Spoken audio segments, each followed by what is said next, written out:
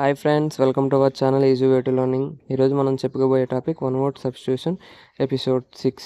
Last episodes ఎవరైతే చూస్తున్నారో మీరందరూ బాగా నేర్చుకుంటున్నారని అనుకుంటున్నాను.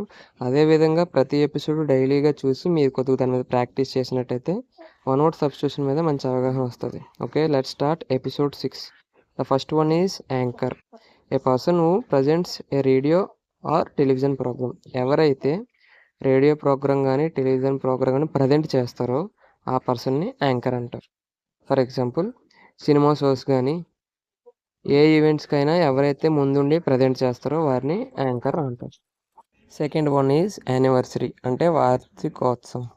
The date on which an event happened in some previous year. అంటే దాని అర్థం ఏంటంటే ముందు సంవత్సరంలో ఏదైనా ఈవెంట్ జరిగే టైంని యానివర్సరీ అంటారు. ఫర్ ఎగ్జాంపుల్, ఈ పిక్చర్లో మనం చూసినట్టయితే ఒక కపుల్ వాళ్ళ 3rd యానివర్సరీ సెలబ్రేట్ చేసుకుంటున్నారు. అంటే వాళ్ళకి పెళ్ళయి 3 years అయ్యింది. అలా ప్రతి ఇయర్ ఆ వచ్చే డేట్ని యానివర్సరీ అంటారు.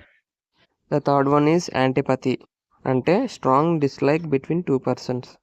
ఇద్దరు పర్సన్స్ మధ్య డిస్లైక్ ఉంటే దాన్ని యాంటిపతి అంటారు. ఫర్ ఎగ్జాంపుల్, ఈ పిక్చర్లో మనం చూసినట్టయితే ఒక సోఫా మీద ఇద్దరు లేడీస్ కూర్చున్నారు.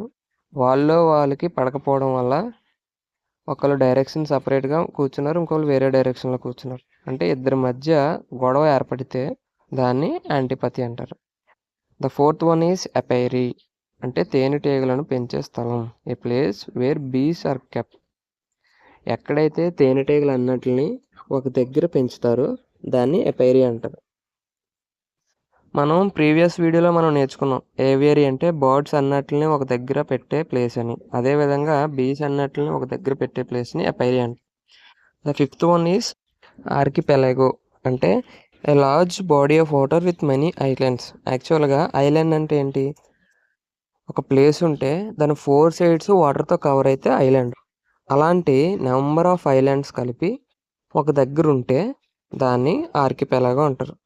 దీని తెలుగులో ద్వీప సమూహం. ఫర్ ఎగ్జాంపుల్, ఈ పిక్చర్లో చూసినట్టయితే మనకి చాలా నెంబర్ ఆఫ్ ఐలాండ్స్ ఉన్నాయి.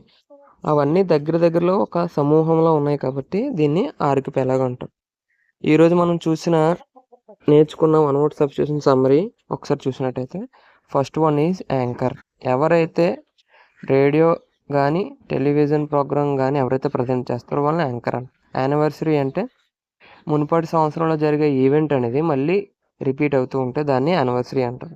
ద థర్డ్ వన్ ఈజ్ యాంటిపతి, అంటే ఇద్దరు పర్సన్స్ మధ్య డిస్లైక్ అనేది ఉంటే దాన్ని యాంటిపతి అంటారు. ఫోర్త్ వన్ ఈజ్ ఎపియరీ, అంటే బీస్ అన్నట్లని ఒక దగ్గర పెంచితే ఒక దగ్గర ప్లేస్ చేస్తే దాన్ని అపైరీ అంటారు. The fifth one is archipelago, number of islands అనేవి ఒక దగ్గర సమూహంగా ఉంటే దాన్ని ఆర్కిపెలాగో అంటారు.